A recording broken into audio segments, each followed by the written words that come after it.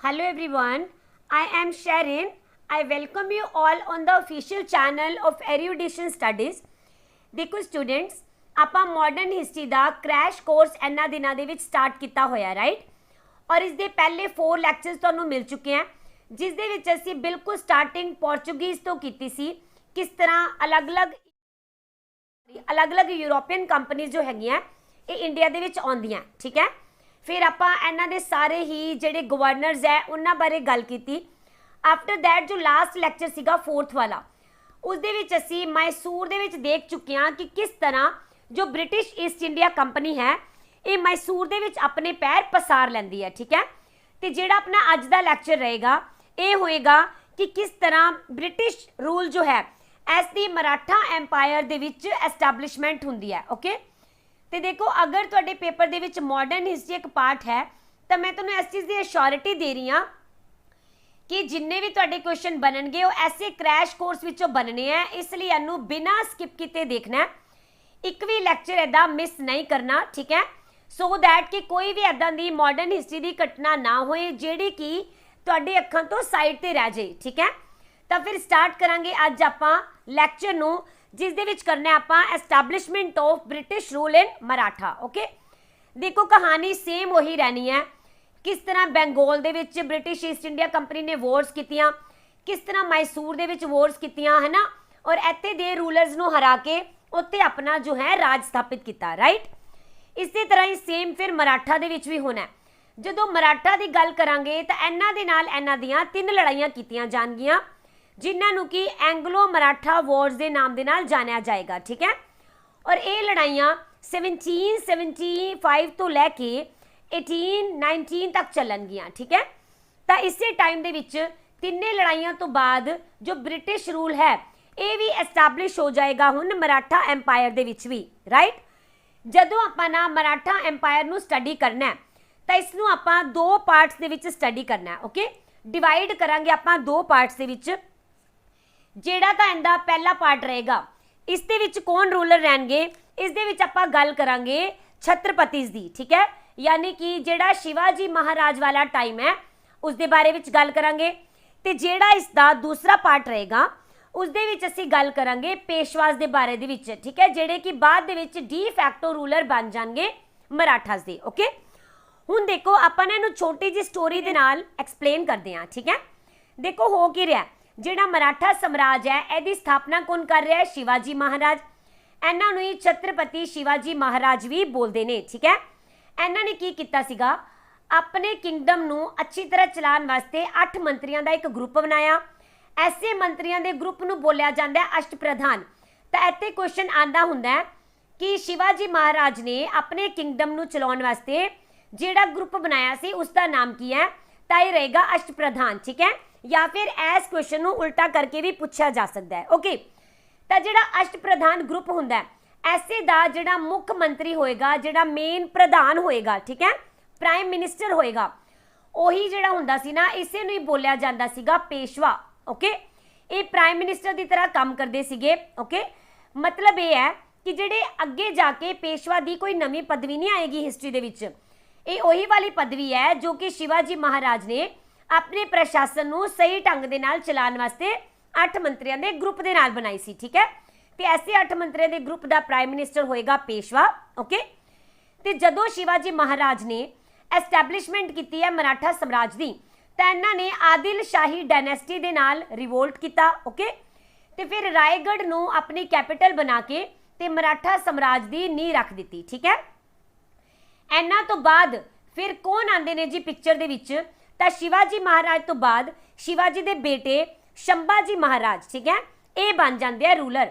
देखो जिन्ने भी मैं नाम दसांगी इन्हां दे बारे दे विच आपां अगे जाके डिटेल दे विच एक्सप्लेन करांगे कि पेपर पॉइंट ऑफ व्यू दे नाल इन्हां तो किहड़े-किहड़े क्वेश्चंस बननगे, ठीक है।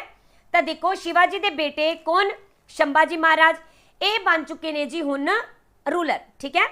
तो इस तो बाद जिहड़े परसन आते हैं ना ये कौन है, ये है ने राजा राम, राइट। तो जिहड़े राजा राम है ये बहुत थोड़े टाइम के वास्ते रहिंदे ने अपने रूल के उपर, ठीक है। तो राजा राम की डैथ हो जाती है 1700 दे विच, ओके।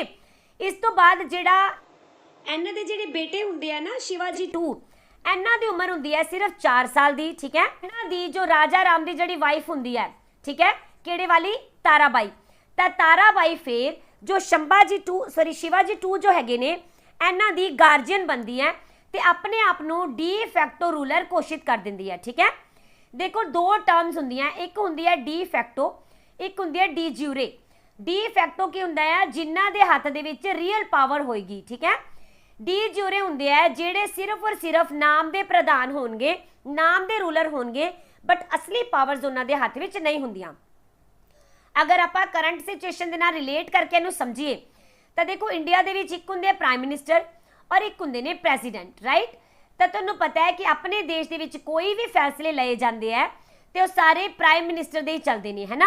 ਇਸ ਦਾ ਮਤਲਬ ਇੰਡੀਆ ਦੇ ਵਿੱਚ ਜੋ ਡੀ ਫੈਕਟੋ ਰੂਲਰ ਹੈ, ਅਗਰ ਪੋਲਿਟੀ 'ਚ ਪੁੱਛਿਆ ਜਾਏ ਤਾਂ ਡੀ ਫੈਕਟੋ ਰੂਲਰ ਹੋਣਗੇ ਪ੍ਰਾਈਮ ਮਿਨਿਸਟਰ, ਠੀਕ ਹੈ। ਬਟ ਤੁਹਾਨੂੰ ਪਤਾ ਹੈ ਹਰ ਇੱਕ ਚੀਜ਼ ਦੇ ਉੱਪਰ ਜਿਹੜੇ ਸਾਈਨ ਨੇ ਉਹ ਹੁੰਦੇ ਨੇ ਪ੍ਰੈਜ਼ੀਡੈਂਟ ਦੇ, ਰਾਈਟ। ਜਦੋਂ ਤੱਕ ਪ੍ਰੈਜ਼ੀਡੈਂਟ ਦੇ ਸਾਈਨ ਨਾ ਹੋਣਗੇ ਕੋਈ ਵੀ ਬਿੱਲ ਕਾਨੂੰਨ ਨਹੀਂ ਬਣ ਸਕਦਾ। ਤਾਂ ਫਿਰ ਪ੍ਰੈਜ਼ੀਡੈਂਟ ਕੌਣ ਨੇ? ਇਹ ਹੈਗੇ ਆ ਡੀ ਜਿਊਰੇ, ਕਿਉਂਕਿ ਆਪਣੀ ਮਰਜ਼ੀ ਦੇ ਨਾਲ ਸਾਈਨ ਨਹੀਂ ਕਰਦੇ, ਜੋ ਕੁਝ ਵੀ ਪ੍ਰਾਈਮ ਮਿਨਿਸਟਰ ਕਹਿੰਦਾ ਹੈ ਸਾਈਨ ਕਰ ਦਿੰਦੇ ਨੇ, ਰਾਈਟ। ਇਸੇ ਤਰ੍ਹਾਂ ਹੀ ਫਿਰ ਜਿਹੜੀਆਂ ਰੀਅਲ ਪਾਵਰ ਹੋਣਗੀਆਂ ਇਹ ਤਾਂ ਰਹਿਣਗੀਆਂ ਤਾਰਾਬਾਈ ਦੇ ਹੱਥ ਦੇ ਵਿੱਚ, ਡੀ ਫੈਕਟੋ ਪਾਵਰਸ, ਠੀਕ ਹੈ। ਤੇ ਜਿਹੜੀਆਂ ਡੀ ਜਿਊਰੇ ਪਾਵਰਸ ਨੇ ਇਹ ਹੋ ਜਾਣਗੀਆਂ ਸ਼ਿਵਾਜੀ 2 ਦੇ ਕੋਲੋਂ, ਰਾਈਟ। ਤਾਂ ਗਾਰਜੀਅਨ ਹੋਗੀ ਤਾਰਾਬਾਈ। ਇਹ ਵੀ ਕੁਐਸਚਨ ਆਂਦਾ ਹੁੰਦਾ, ਠੀਕ ਹੈ, ਕਿ ਸ਼ਿਵਾਜੀ 2 ਦੀ ਗਾਰਜੀਅਨ ਕੌਣ ਸੀ? ਤਾਂ ਇਹ ਰਹਿਣਗੇ ਤਾਰਾਬਾਈ। ਇਸ ਤੋਂ ਬਾਅਦ ਆ ਜਾਂਦੇ ਨੇ ਕੌਣ? ਸ਼ਾਹੂ ਜੀ ਮਹਾਰਾਜ, ਠੀਕ ਹੈ। ਤੇ ਜਿਹੜੇ ਸ਼ਾਹੂ ਜੀ ਮਹਾਰਾਜ ਹੈ ਇਹ ਸ਼ੰਭਾ ਜੀ ਦੇ ਹੋਣਗੇ ਬੇਟੇ, ਠੀਕ ਹੈ।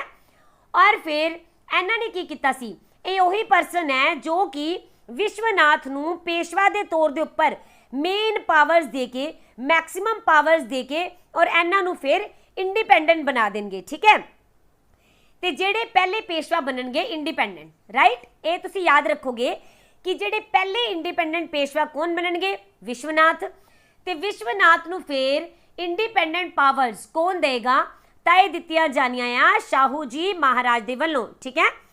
ਹੁਣ ਇਹ ਤੇ ਤੁਸੀਂ ਧਿਆਨ ਦੇਣਾ ਕਿ ਜਿਹੜਾ ਆਪਾਂ ਮਰਾਠਾ ਪਾਵਰਸ ਦਾ ਫਸਟ ਪਾਰਟ ਹੈ ਕਿਹੜੇ ਵਾਲਾ?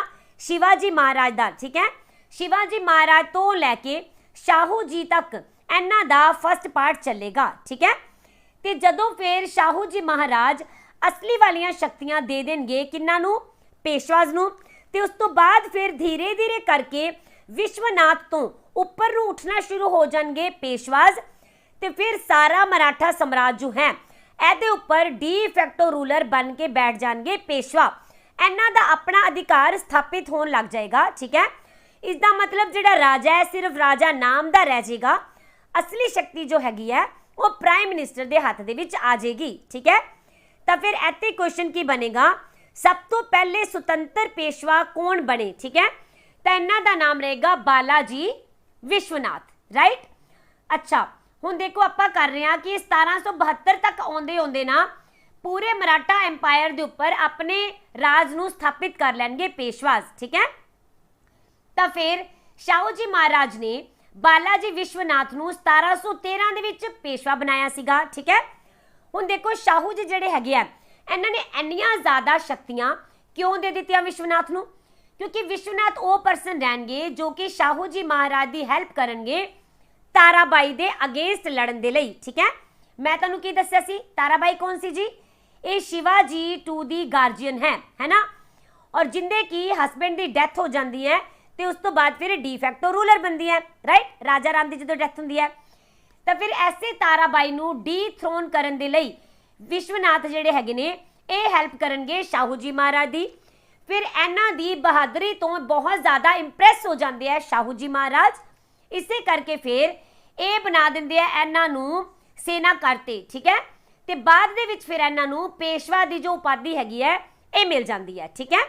ਹਾਂਜੀ ਤਾਂ ਇਹਨਾਂ ਦੇ ਟਾਈਮ ਦੇ ਵਿੱਚ ਯਾਨੀ ਵਿਸ਼ਵਨਾਥ ਦੇ ਟਾਈਮ ਦੇ ਵਿੱਚ ਕੀ ਚੀਜ਼ ਹੈ ਜੋ ਇੰਪੋਰਟੈਂਟ ਹੋਈ ਹੈ?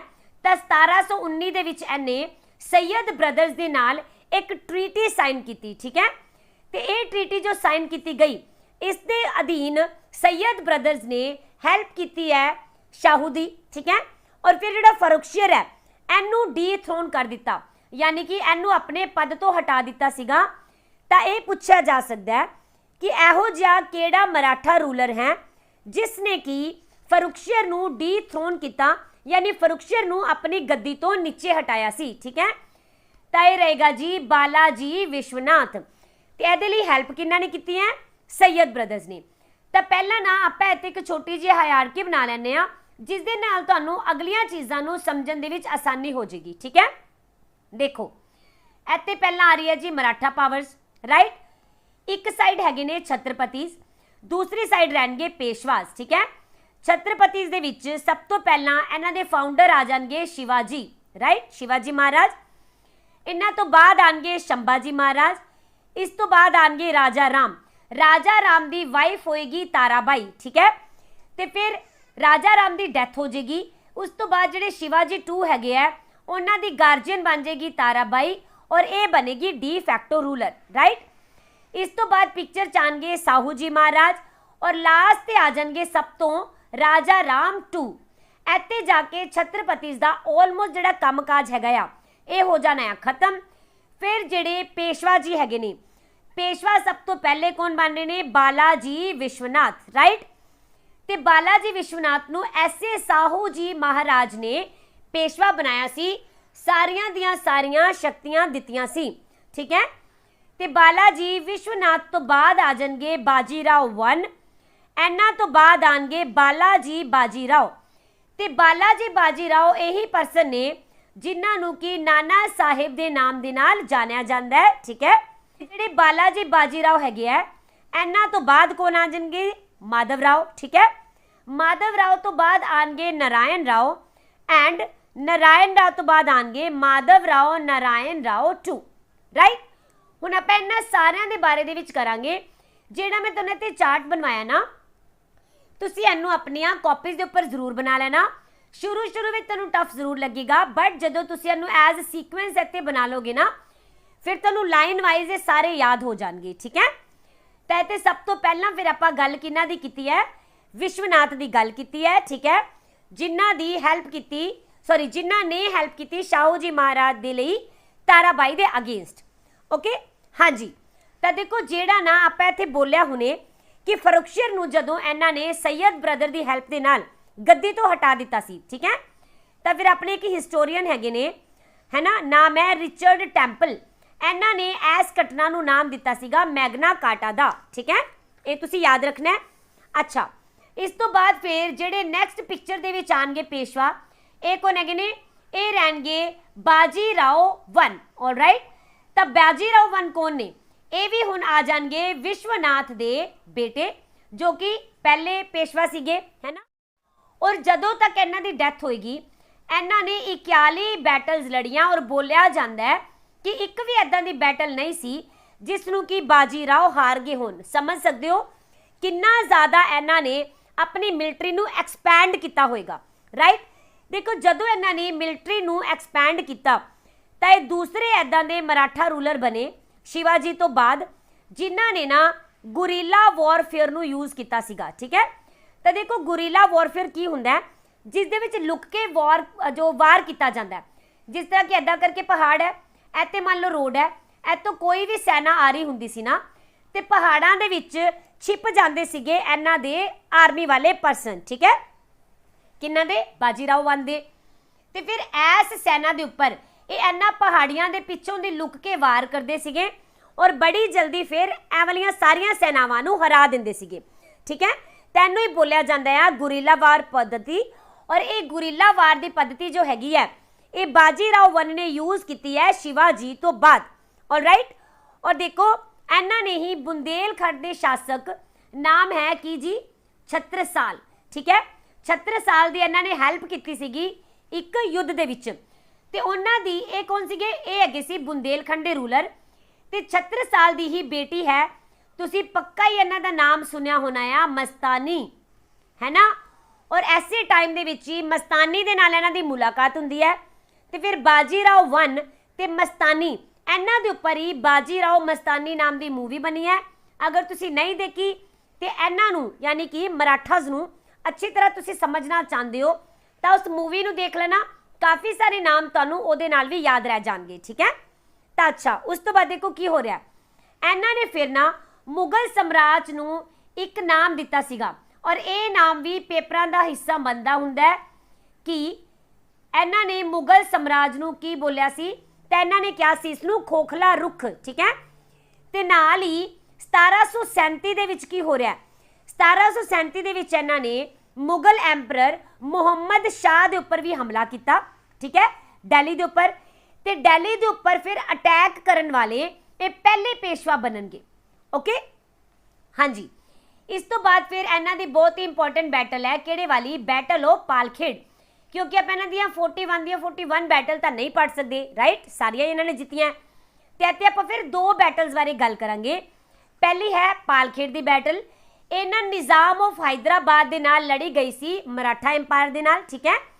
ਤੇ ਇਸ ਦੇ ਵਿੱਚ ਨਾ ਹੈਦਰਾਬਾਦ ਦਾ ਨਿਜ਼ਾਮ ਜੋ ਹੈ ਉਹ ਹਾਰ ਗਿਆ ਸੀਗਾ ਔਰ ਮਰਾਠਾ ਦੀ ਜਿੱਤ ਹੋ ਗਈ ਸੀ। ਉਸ ਤੋਂ ਬਾਅਦ ਫਿਰ ਇਹਨਾਂ ਦੋਨਾਂ ਦੇ ਵਿਚਕਾਰ ਹੋਈ ਜੀ ਮੁੰਜੀ ਸ਼ਿਵਗਾਓਂ ਦੀ ਟ੍ਰੀਟੀ, ਯਾਨੀ ਕਿ ਸੰਧੀ, ਠੀਕ ਹੈ।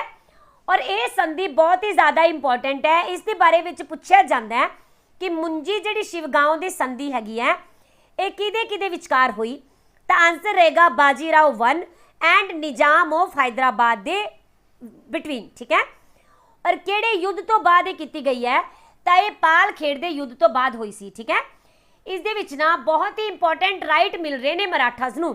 ਕਿਹੜੇ ਵਾਲੇ, ਹੁਣ ਮਰਾਠਾਸ ਨੂੰ ਰਾਈਟ ਮਿਲ ਗਿਆ ਕਿ ਦੱਖਣ ਦੇ ਏਰੀਆ ਦੇ ਵਿੱਚ ਨਾ ਇਹ ਚੌਥ ਐਂਡ ਸਰਦੇਸ਼ ਮੁਖੀ ਨਾਮ ਦੇ ਜੋ ਟੈਕਸ ਹੈਗੇ ਆ ਇਹਨਾਂ ਨੂੰ ਕਲੈਕਟ ਕਰ ਸਕਣਗੇ। ਤਾਂ ਦੇਖੋ ਫਿਰ ਇਹਨਾਂ ਨੂੰ ਰਿਵੈਨਿਊ ਮਿਲ ਗਿਆ, ਇਹਨਾਂ ਨੂੰ ਆਪਣੀ ਇਨਕਮ ਦਾ ਇੱਕ ਸਾਧਨ ਮਿਲ ਗਿਆ, ਠੀਕ ਹੈ। ਇਸੇ ਕਰਕੇ ਇਹ ਵਾਲੀ ਟ੍ਰੀਟੀ ਬਹੁਤ ਜ਼ਿਆਦਾ ਇੰਪੋਰਟੈਂਟ ਹੈ। ਉਸ ਤੋਂ ਬਾਅਦ ਇਹਨਾਂ ਦੀ ਇੱਕ ਬੈਟਲ ਹੈ, ਬੈਟਲ ਆਫ ਵਸਾਈ। ਬੈਟਲ ਆਫ ਵਸਾਈ ਕਿੰਦੇ ਵਿਚਕਾਰ ਹੁੰਦੀ ਹੈ, ਮਰਾਠਾਸ ਐਂਡ ਪੋਰਚੁਗੀਜ਼ ਦੇ ਵਿਚਕਾਰ, ਠੀਕ ਹੈ। ਇਹ ਬਹੁਤ ਇੰਪੋਰਟੈਂਟ ਹੈ, ਯਾਦ ਰੱਖਣਾ, ਠੀਕ ਹੈ। ਇਸ ਦੇ ਵਿੱਚ ਜਿਹੜੇ ਮਰਾਠਾ ਹੈਗੇ ਆ ਇਹਨਾਂ ਦਾ ਲੀਡਰ ਬਣੇਗਾ ਚਿਮਾਜੀ ਅੱਪਾ, ਠੀਕ ਹੈ। ਔਰ ਫਿਰ ਜਦੋਂ ਮਰਾਠਾ ਦੀ ਵਿਕਟਰੀ ਹੋ ਜਾਂਦੀ ਹੈ, ਇਹ ਵਾਲੀ ਵਿਕਟਰੀ ਬਾਜੀਰਾਓ 1 ਦੇ ਟਾਈਮ ਦੇ ਵਿੱਚ ਬਹੁਤ ਹੀ ਜ਼ਿਆਦਾ ਇੰਪੋਰਟੈਂਟ ਵਾਰ ਮੰਨੀ ਜਾਂਦੀ ਹੈ, ਠੀਕ ਹੈ, ਜਿਹੜੀ ਕਿ ਪੋਰਚੁਗੀਜ਼ ਐਂਡ ਮਰਾਠਾਸ ਦੇ ਵਿਚਕਾਰ ਹੋਏਗੀ। ਆਲਰਾਈਟ, ਹਾਂਜੀ। ਇੱਥੇ ਮੈਂ ਤੁਹਾਨੂੰ ਇੱਕ ਹੋਰ ਐਕਸਟਰਾ ਫੈਕਟ ਦੱਸ ਦਿਆਂ ਕਿ ਦੇਖੋ ਜਿਹੜੇ ਬਾਜੀਰਾਓ 1 ਹੈਗੇ ਆ ਇਹਨਾਂ ਦੇ ਟਾਈਮ ਦੇ ਵਿੱਚ ਕੀ ਹੋ ਰਿਹਾ, ਇਹਨਾਂ ਦੇ ਕਾਲ ਦੇ ਵਿੱਚ 1739 ਦੇ ਨੇੜੇ ਤੇੜੇ ਜਿਹੜਾ ਨਾਦਰ ਸ਼ਾਹ ਹੈਗਾ, ਠੀਕ ਹੈ, ਇਹ ਇੰਡੀਆ ਦੇ ਉੱਪਰ ਹਮਲਾ ਕਰਦਾ ਹੈ ਨਾ। ਔਰ ਉਸੇ ਵੇਲੇ ਜਿਹੜਾ ਦਿੱਲੀ ਦੇ ਵਿੱਚ ਨਾ ਮੁਗਲ ਬਾਦਸ਼ਾਹ ਮੁਹੰਮਦ ਸ਼ਾਹ ਦਾ ਸ਼ਾਸਨ ਸੀਗਾ ਐਂਡ ਮੁਹੰਮਦ ਸ਼ਾਹ ਐਂਡ ਨਾਦਰ ਸ਼ਾਹ ਇਹਨਾਂ ਦੇ ਵਿਚਕਾਰ ਇੱਕ ਬੈਟਲ ਹੁੰਦੀ ਹੈ, ਬੈਟਲ ਆਫ ਕਰਨਾਲ, ਰਾਈਟ। ਔਰ ਇਹਦੇ ਵਿੱਚ ਫਿਰ ਜੋ ਨਾਦਰ ਸ਼ਾਹ ਹੈਗਾ ਆ ਇਹ ਕੋਹਿਨੂਰ ਦਾ ਡਾਇਮੰਡ ਲੈ ਜਾਂਦਾ ਇੰਡੀਆ ਤੋਂ, ਨਾਲ ਹੀ ਤਖਤੇ ਤਾਓਸ ਲੈ ਕੇ ਜਾਂਦਾ ਆ ਔਰ ਕਰੀਬ 70 ਕਰੋੜ ਦੀ ਜੋ ਵਰਥ ਹੈ ਉਹ ਵੀ ਇੱਥੋਂ ਲੈ ਕੇ ਚਲਾ ਜਾਂਦਾ ਹੈ, ਠੀਕ ਹੈ। ਤਾਂ ਮੇ ਵੀ ਕਦੀ ਇਹ ਕੁਐਸਚਨ ਬਣ ਸਕਦਾ ਹੈ ਕਿ ਨਾਦਰ ਸ਼ਾਹ ਦੇ ਹਮਲੇ ਵੇਲੇ ਜਿਸ ਨੂੰ ਆਪਾਂ ਨੈਪੋਲੀਅਨ ਆਫ ਈਰਾਨ ਬੋਲਦੇ ਆ, ਠੀਕ ਹੈ, ਪੇਸ਼ਵਾ ਕੌਣ ਸੀਗਾ, ਤਾਂ ਇਸ ਵੇਲੇ ਪੇਸ਼ਵਾ ਕੌਣ ਹੈ, ਬਾਜੀਰਾਓ 1, ਓਕੇ। ਇਸ ਤੋਂ ਬਾਅਦ ਜੋ ਨੈਕਸਟ ਪੇਸ਼ਵਾ ਆਉਂਦੇ ਨੇ ਇਹ ਹੋ ਜਾਣਗੇ ਬਾਲਾਜੀ ਬਾਜੀਰਾਓ, ਠੀਕ ਹੈ। ਔਰ ਬਾਲਾਜੀ ਬਾਜੀਰਾਓ ਨੂੰ ਇੱਕ ਨਾਮ ਦੇ ਨਾਲ ਜਾਣਿਆ ਜਾਂਦਾ ਹੈ, ਇਹਨਾਂ ਨੂੰ ਬੋਲਿਆ ਜਾਂਦਾ ਹੈ ਨਾਨਾ ਸਾਹਿਬ, ਠੀਕ ਹੈ। ਔਰ ਇਹਨਾਂ ਦੇ ਟਾਈਮ ਦੇ ਵਿੱਚ ਜਿਹੜਾ ਰਾਜਪੂਤਾਨਾ ਹੈ ਇਹ ਵੀ ਮਰਾਠਾ ਡੋਮੀਨੇਸ਼ਨ ਦੇ ਅੰਡਰ ਆ ਜਾਊਗਾ, ਰਾਈਟ। ਦੇਖੋ ਜਦੋਂ ਸ਼ਾਹੂ ਜੀ ਦੀ ਡੈਥ ਹੁੰਦੀ ਹੈ, ਠੀਕ ਹੈ, ਤਾਂ ਜਿਹੜਾ ਰਾਜਾ ਰਾਮ 2 ਹੈਗਾ ਇਹ ਬੰਦਾ ਆ ਨਵਾਂ ਛਤਰਪਤੀ, ਹੈ ਨਾ। ਤੇ ਰਾਜਾ ਰਾਮ 2 ਐਂਡ ਨਾਨਾ ਸਾਹਿਬ ਇਹਨਾਂ ਦੇ ਵਿਚਕਾਰ ਨਾ ਇੱਕ ਟ੍ਰੀਟੀ ਹੁੰਦੀ ਹੈ ਜਿਸ ਨੂੰ ਬੋਲਿਆ ਜਾਂਦਾ ਆ ਸੰਗੋਲਾ ਦੀ ਟ੍ਰੀਟੀ, ਸੰਗੋਲਾ ਦੀ ਸੰਧੀ, ਠੀਕ ਹੈ। ਔਰ ਇਸ ਟ੍ਰੀਟੀ ਦੇ ਵਿੱਚ ਕੀ ਹੋਇਆ ਸੀਗਾ, ਇਹਦੇ ਸਮੇਂ ਨਾ ਪੇਸ਼ਵਾ ਨੂੰ ਸਾਰੇ ਦੇ ਸਾਰੇ ਅਧਿਕਾਰ ਹੀ ਦੇ ਦਿੱਤੇ, ਠੀਕ ਹੈ। ਔਰ ਫਿਰ ਪੇਸ਼ਵਾ ਦੇ ਕੋਲੋਂ ਇੰਨੀ ਪਾਵਰ ਆ ਗਈ ਕਿ ਇਹਨਾਂ ਨੇ ਪੂਨਾ ਨੂੰ ਆਪਣੀ ਕੈਪੀਟਲ ਵੀ ਬਣਾ ਲਿਆ, ਸਮਝ ਰਹੇ ਹੋ। ਤੇ ਬਾਲਾਜੀ ਬਾਜੀਰਾਓ ਦੇ ਟਾਈਮ ਦੇ ਵਿੱਚ ਬਹੁਤ ਹੀ ਜ਼ਿਆਦਾ ਇੰਪੋਰਟੈਂਟ ਇੱਕ ਬੈਟਲ ਹੁੰਦੀ ਹੈ, 3rd ਬੈਟਲ ਆਫ ਪਾਨੀਪਤ, ਠੀਕ ਹੈ। ਔਰ ਇਹ ਬੈਟਲ ਹੋ ਕਦੋਂ ਰਹੀ ਹੈ, ਇਹਨੂੰ 14 ਜਨਵਰੀ 1761 ਦੇ ਵਿੱਚ ਕੀਤਾ ਗਿਆ ਸੀਗਾ। ਔਰ ਇਹ ਜਿਹੜੀ ਤੀਸਰੀ ਬੈਟਲ ਹੈ ਇਹ ਅਹਿਮਦ ਸ਼ਾਹ ਦੁਰਾਨੀ ਜਿਸ ਨੂੰ ਅਹਿਮਦ ਸ਼ਾਹ ਅਬਦਾਲੀ ਵੀ ਬੋਲਦੇ ਨੇ, ਠੀਕ ਹੈ, ਇਹਦੇ ਵਿਚਕਾਰ ਔਰ ਮਰਾਠਾਸ ਦੇ ਵਿਚਕਾਰ ਹੋਈ ਹੈ। ਤਾਂ ਇਹ ਤੁਹਾਨੂੰ ਪੂਰੀ ਤਰ੍ਹਾਂ ਯਾਦ ਰਹਿਣਾ ਚਾਹੀਦਾ ਹੈ ਕਿ ਪਾਨੀਪਤ ਦੀ ਤੀਸਰੀ ਬੈਟਲ ਕਦੋਂ ਹੋਈ, 14 ਜਨਵਰੀ 1761 ਨੂੰ। ਕਿਹਦੇ ਵਿਚਕਾਰ ਹੋਈ, ਤਾਂ ਅਹਿਮਦ ਸ਼ਾਹ ਅਬਦਾਲੀ ਜਾਂ ਅਹਿਮਦ ਸ਼ਾਹ ਦੁਰਾਨੀ ਐਂਡ ਮਰਾਠਾਸ ਦੇ ਵਿਚਕਾਰ ਹੋਈ ਹੈ, ਠੀਕ ਹੈ। ਔਰ ਇਹ ਪਾਨੀਪਤ ਦੇ ਵਿੱਚ ਹੋਈ, ਠੀਕ ਹੈ। ਔਰ at present Panipat the location ਕਿੱਥੇ ਹੈ, ਹਰਿਆਣਾ ਦੇ ਵਿੱਚ, ਠੀਕ ਹੈ। और इस दे विच ना ਜਿਹੜਾ ਇਹਨਾਂ ਦਾ ਸੈਨਾਪਤੀ ਸੀਗਾ ਉਹ ਸੀ ਵਿਸ਼ਵਾਸ ਰਾਓ। बट जे तुसी पुछो रियल सैनापति यानी कि ਇਹਨਾਂ ਦਾ ਜਿਹੜਾ जनरल ਇਹ कौन ਸੀਗਾ, ਇਹਦਾ नाम है सदाशिव राव भाऊ। ठीक है, ਇਹਨਾਂ ने बहुत ही ज़्यादा crucial and important role play किया सीगा पानीपत की तीसरी बैटल विच। ठीक है, तो ਜਿਹੜਾ ਇਹਨਾਂ ਦਾ ਤੋਪਖਾਨਾ है ਇਹ किस ने संभालिया सीगा, इब्राहिम गर्दी नाम के परसन ने।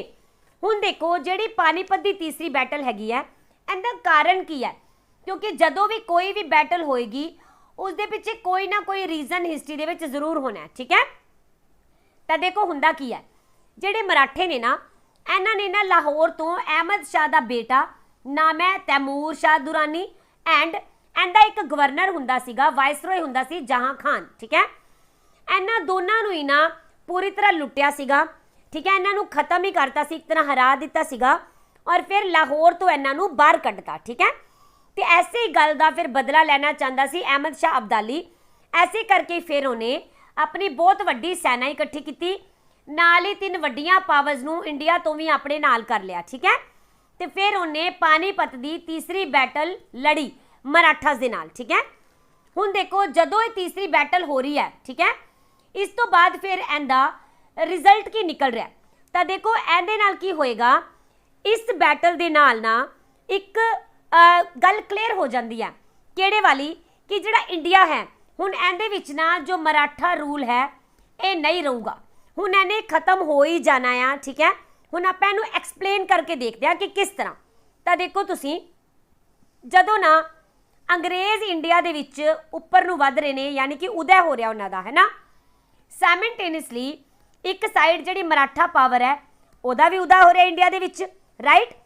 और फिर ये स्टार्ट तो होंदे है छत्रपति तो बाद दे विच जिहड़े पेशवा हैगे है ये अपनी पावर नूं ग्रो करना स्टार्ट कर दिंदे हैं। ठीक है, तो जदों पेशवास की ग्रोथ होंदी है उस टाइम एक बारी तो ऐदा लगता है कि इंडिया दे विच जिहड़ी अगली शक्ति है ये ना जी मराठास दी ही होएगी, पूरे इंडिया दे उपर हुण इन्हां दा ना राज स्थापित हो जाना है। ठीक है, पर हुंदा की है 1761 दे विच आ जांदी है जी पानीपत दी बैटल, जिस दे विच अहमद शाह अब्दाली जो है ये मराठास नूं बहुत ही ज़्यादा बुरी तरह हरांदा है। ठीक है, तो उस तो बाद फिर इन्हां दा धीरे धीरे करके डिक्लाइन होना स्टार्ट हो जाता है। ठीक है, तो इत्थे एक बहुत ही इंपॉर्टेंट क्वेश्चन बनता है कि जिहड़े पंडित काशी राज हैगे ने इन्हां ने पानीपत की तीसरी बैटल नूं किस नाम दे नाल बुलाया सी। ठीक है, इन्हां ने बोलिया सीगा मराठियां दे लई होलोकॉस्ट, मतलब प्रलयकारी, समझ रहे हो, प्रलयकारी बोलिया गया सीगा पानीपत की तीसरी लड़ाई नूं पंडित काशी राज दे वल्लों। ऑलराइट, हुण देखो ऐसे ही 1761 तो पहला अगर आप थोड़ी जी हिस्ट्री याद करिए तो तुहानूं याद होएगा कि 1757 दे विच एक पलासी की बैटल हुई सी, राइट, जिसनूं कि इंग्लिश ईस्ट इंडिया कंपनी जित चुकी है। उस तो बाद 1764 दे विच बैटल ऑफ बक्सर हुंदी है। इस दे विच भी की होया सी, इस दे विच भी जिहड़े इंग्लिश हैगे ने वो जित गए सी, राइट। तो फिर इन्हां दोनों बैटल्स तो बाद एक चीज़ क्लीयर हो जाती है कि पूरे इंडिया दे विच जिहड़े इंग्लिश ने वो बनणगे अगले शासक। तो हुण तुसीं समझ पा रहे होगे कि 1761 दे विच पानीपत की बैटल तो बाद मराठा खत्म हो गए और 1764 की बैटल तो बाद जिहड़ी इंग्लिश ईस्ट इंडिया कंपनी है ये अपने आप को एस्टैबलिश कर रही है। ठीक है, हाँ जी। तो फिर हुण तक कुछ क्वेश्चन होर देख लैने आ। एक क्वेश्चन बनेगा कि नाना साहिब के नाम के नाल किहड़े पेशवा नूं जानिया जांदा है, तो ये आंसर रहेगा बाजी राव नूं। ठीक है, इस तो बाद आ सकता है कि जो राजा राम 2 है एंड जो बालाजी बाजीराव है इन्हां दे विचकार किहड़ी ट्रीटी हुई है, तो इन्हां दे विचकार होएगी जी संगोला की ट्रीटी 1750 दे विच। और इस ट्रीटी के अंदर ही पेशवा नूं सारे दे सारे अधिकार इंडिया दे मिल जाते हैं, सॉरी मराठा पावर्स दे मिल जाते हैं। ठीक है, इस तो बाद एक क्वेश्चन होर आ सकता है कि किस दे काल दे समय दे विच सारे अधिकार पेशवास नूं मिल गए, तो कौन रहणगे, बालाजी बाजीराव या फिर नाना साहिब, राइट। इस तो बाद एक चीज़ होर आ सकती है कि जो नाना साहिब हैगे है इन्हां ने अपनी कैपिटल किस नूं बनाया, तो इन्हां ने कैपिटल बनाया सीगा पुणे नूं, राइट। और पानीपत की जो तीसरी बैटल है ਇਹ ਵੀ ਨਾਨਾ ਸਾਹਿਬ ਦੇ ਟਾਈਮ ਦੇ ਵਿੱਚ ਹੀ ਹੋਏਗੀ। ठीक है, बाकी जो क्वेश्चन पानीपत ਦੀ बैटल तो बने सी ਉਹ मैं ਤੈਨੂੰ टाइम टू टाइम दस चुकी हाँ। ओके, इस तो बाद ਜਿਹੜੇ ਹੁਣ ਅੱਗੇ वाले ਆਣਗੇ ना ਇਹ ਇੰਨੇ ਜ਼ਿਆਦਾ इंपॉर्टेंट नहीं ਰਹਿਣਗੇ पेशवास। ठीक है, क्योंकि ਆਪਾਂ पढ़ ही चुके हाँ कि ਹੁਣ नाना साहिब जो हैगे ने ਇਹ बन गए ਸੀਗੇ असली पेशवा ਦੇ ਵਿੱਚ असली पावर वाले बंदे। पर क्योंकि ਹੁਣ ਜਦੋਂ बैटल हो रही है ਤਾਂ इस बैटल ਦੇ ਵਿੱਚ तीसरी बैटल ਦੇ ਵਿੱਚ अहमद शाह अब्दाली जो है ये हरा ਦਿੰਦਾ ਤਾਂ ਫਿਰ पेशवास जो हैगे ने ਹੁਣ ਨੇ ਨਾਮ ਦੇ पेशवास ਰਹਿ ਜਾਣਗੇ। ठीक है, ਤਾਂ ਫਿਰ ਆ ਜਾਂਦੇ ਆ ਪਿਕਚਰ ਦੇ ਵਿੱਚ ਮਾਧਵ ਰਾਓ 1। ਇਹਨਾਂ ਦੀ ਉਮਰ ਹੁੰਦੀ ਹੈ ਸਿਰਫ 17 ਸਾਲ ਦੀ। ਠੀਕ ਹੈ, ਤੇ 1761 ਦੇ ਵਿੱਚ ਮਾਧਵ ਰਾਓ ਜੋ ਹੈਗੇ ਆ ਪੇਸ਼ਵਾ ਬਣ ਜਾਂਦੇ ਆ। ਇਹ ਬਹੁਤ ਹੀ ਜ਼ਿਆਦਾ ਪ੍ਰਤਿਭਾਸ਼ਾਲੀ ਸੈਨਿਕ ਔਰ ਪੋਲੀਟੀਸ਼ੀਅਨ ਸੀਗਾ। ਠੀਕ ਹੈ, ਤੇ ਜਿਹੜੇ ਮਰਾਠਾਸ ਹੈਗੇ ਆ ਇਹਨਾਂ ਨੇ 1771 ਦੇ ਵਿੱਚ ਨਾ ਬਹਾਦਰ ਸ਼ਾਹ ਆਲਮ ਨੂੰ ਦਿੱਲੀ ਦੇ ਵਿੱਚ ਐਸਟੈਬਲਿਸ਼ ਕੀਤਾ ਸੀ। ਰਾਈਟ, ਤੇ 1771 ਦੇ ਵਿੱਚ ਕੀ ਹੋ ਗਿਆ, ਜਿਹੜਾ ਇਹ ਸੀਗਾ ਨਾ ਪੇਸ਼ਵਾ ਮਾਧਵ ਰਾਓ ਇਹਨੂੰ ਨਾ ਹੋ ਜਾਂਦਾ ਹੈ ਜੀ TB यानी कि ट्यूबरकुलोसिस। ठीक है, ਇਹਦੀ ਫਿਰ ਡੈਥ ਹੋ ਜਾਂਦੀ ਹੈ। ठीक है, ਇਹਦੀ ਡੈਥ ਤੋਂ ਬਾਅਦ ਜਿਹੜਾ ਨਾਰਾਇਣ ਰਾਓ ਹੈਗਾ, ਠੀਕ ਹੈ, ਇਹ ਬਣ ਜਾਏਗਾ ਕੌਣ ਜੀ, ਪੇਸ਼ਵਾ। ਰਾਈਟ, ਤੇ ਵੈਸੇ ਤਾਂ ਮਾਧਵ ਰਾਓ ਦੀ ਮੌਤ ਤੋਂ ਬਾਅਦ ਉਹਦਾ ਜਿਹੜਾ ਬ੍ਰਦਰ ਹੈ ਨਾਰਾਇਣ ਰਾਓ ਇਹ ਬਣਿਆ ਪੇਸ਼ਵਾ। ਪਰ 1773 ਦੇ ਵਿੱਚ ਇਹਦਾ ਇੱਕ ਚਾਚਾ ਆ, ਨਾਮ ਹੈ ਜੀ ਰਘੂਨਾਥ ਰਾਓ। ਠੀਕ ਹੈ, ਇਹਨੇ ਪੇਸ਼ਵਾ ਬਣਨ ਵਾਸਤੇ ਕੀ ਕੀਤਾ, नारायण राव दी कर दी जी हत्या। ठीक है, ते आप बन के बैठ गए या पेशवा। राइट, पर ये ज़्यादा देर नहीं चलेगा। ऐदे तो बाद जो रूलर है या जो पेशवा है ये बन जाता है माधव राव 2। ठीक है, नारायण राव दी मौत होगी, दैन रघुनाथ राव भी चला गया। इस तो बाद पिक्चर दे विच कौन आ जाएगा जी, माधव राव 2। राइट, और माधव राव 2 दे टाइम ही नाना फडनवीस, अगर तुसी मेडिवल हिस्ट्री पढ़ी होएगी तो इन्हां बारे जरूर सुनिया होना। ठीक है, नाना फडनवीस जिहड़े हैगे ने ये पिक्चर दे विच आउणगे। नाना फडनवीस दी प्रेसिडेंसी दे विच ही जिहड़े मराठा सरदार होणगे ना ये पूरे मराठा राज की देखभाल करने वास्ते ना एक काउंसिल की नियुक्ति करेंगे। नाम याद रखोगे, 12 भाई काउंसिल। ठीक है, नाना फडनवीस के अंडर इसनूं नियुक्त किया जाएगा। राइट, तो फिर जिहड़े प्रमुख मराठा सरदार हैगे ने, ठीक है, हुणे की देख रहे ने, ये नाना फडनवीस नूं एक चुनौती की तरह लै रहे ने कि यह बंदा सानू किसी भी टाइम नीचे लैके जा सकता है। ठीक है, पर इहदा जिहड़ा रघुनाथ राव हैगा ये ना इहदा बहुत ज़्यादा विरोध करने की कोशिश कर रहा सीगा, पर विरोध नहीं कर पा रहा। फिर ये पूना तो भज जाता है, बॉम्बे पहुँच जाता है। बॉम्बे पहुँच के ये चला जाता है जी ब्रिटिश कोल। ठीक है, उत्ते जाके बोलता है कि जिहड़ा नाना फडनवीस है ना ये मेरा सारा कुछ हत्या के बैठ गया होया आ। ठीक है, इसलिए तुसी की करो, तुसी इहदे नाल नजिठन वास्ते, इहदे नाल लड़न वास्ते मेरी हेल्प करो। ठीक है, हाँ जी। उस तो बाद फिर जो माधव राव तो बाद अगला पेशवा बनता है ये है बाजी राव 2। ठीक है, और ये वो पर्सन रहेगा जो कि इंग्लिश ईस्ट इंडिया कंपनी के नाल एक ट्रीटी कर लेगा। ठीक है, और इस ट्रीटी तो बाद फिर जो ब्रिटिश एम्पायर हैगा ना ये मराठा एम्पायर के उपर हावी हो जाएगा। इतों ही फिर जो ब्रिटिश एम्पायर है एस्टैबलिश हो जाना है किहड़ी जगह ते, मराठा किंगडम दे विच। ओके, इस तो बाद जो असी लैक्चर करांगे इस दे विच असी एंग्लो मराठा वॉर्स के बारे विच पढ़ांगे, जिस दे विच असी दोबारा तो इतिहास नूं दोहराना है गया। ठीक है, कि जिस तरह मैसूर दे नाल इन्हां ने कीता सी इंग्लिश ने, जिस तरह बंगाल दे नाल इंग्लिश ने कीता सी, इसी तरह ही मराठा दे विच भी एक ही कहणगे ये किसी नूं भी एस्टैबलिश नहीं होण देणगे ते खुद एस्टैबलिश होने की कोशिश करेंगे। ठीक है, तो देखो इंग्लिश का कॉन्फिडेंस तो पहले ही बहुत ऊपर जा चुका है। राइट, इसे करके फिर ये हुण किन्नियां करनगे बैटल्स, 3 बैटल्स करनगे मराठास दे नाल।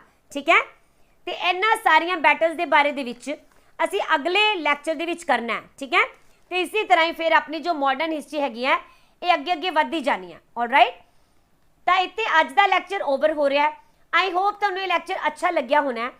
अगर तुहानूं लैक्चर अच्छा लग्या तो इहनूं लाइक एंड शेयर जरूर करना, और जिहड़े स्टूडेंट्स फस्ट टाइम इस लैक्चर नूं देख रहे हैं एजुकेशन स्टडीज़ के चैनल नूं सबसक्राइब कर लो, सो दैट कि आने वाली जिन्नियां भी वीडियोस है ये तुहानूं टाइमली मिलदियां रहन। ठीक है, तो यह जो सीरीज़ चल रही है ना क्रैश कोर्स की, इस दे विच आपां हिस्ट्री के उपर आके नहीं रुकांगे, हिस्ट्री के नाल नाल ਇਸ ਦੇ ਵਿੱਚ ਤੁਹਾਨੂੰ ਪੋਲਿਟੀ ਦੈਨ ਇਕਨੋਮਿਕਸ ਦੈਨ ਜਿਹੜੇ ਵੀ ਬਾਕੀ ਸਬਜੈਕਟਸ ਹੋਣਗੇ ਰੀਜ਼ਨਿੰਗ ਇਹ ਸਾਰੇ ਦੇ ਸਾਰੇ ਸਬਜੈਕਟ ਆਪਾਂ ਧੀਰੇ ਧੀਰੇ ਕਰਕੇ ਕਵਰ ਕਰਨੇ ਨੇ ਰਾਈਟ।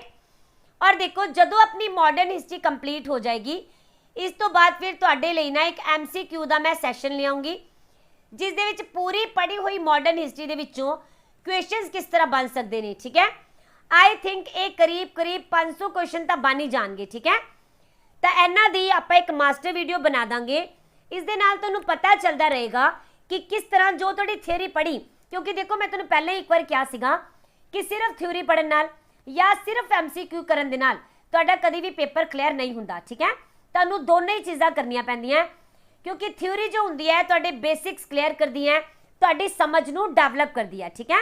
ਸਟੋਰੀਜ਼ ਪਤਾ ਚਲਦੀਆਂ ਕਿ ਕਿਹੜੀ ਚੀਜ਼ ਕਿੱਦਾਂ ਪਿਕਚਰ ਚ ਆ ਰਹੀ ਹੈ ਓਕੇ। ਤੇ MCQ ਇਸ ਲਈ ਜ਼ਰੂਰੀ ਹੈ ਕਿ ਆਪਾਂ ਨੂੰ ਪਤਾ ਚੱਲੇ ਕਿ ਜੋ ਅਸੀਂ ਥਿਊਰੀ ਕੀਤੀ ਉਸ ਤੋਂ ਬਾਅਦ ਕੁਐਸਚਨਸ ਨੂੰ ਕੀ ਅਸੀਂ ਸੋਲਵ ਕਰ ਸਕਦੇ ਹਾਂ ਜੋ ਐਗਜ਼ਾਮੀਨਰ ਹੈ ਉਹ ਕਿਸ ਤਰ੍ਹਾਂ ਦੇ ਕੁਐਸਚਨ ਸਾਡੇ ਕੋਲੋਂ ਪੁੱਛ ਸਕਦਾ ਹੈ ਠੀਕ ਹੈ।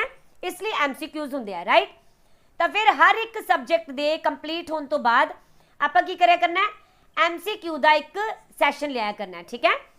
Have a nice time.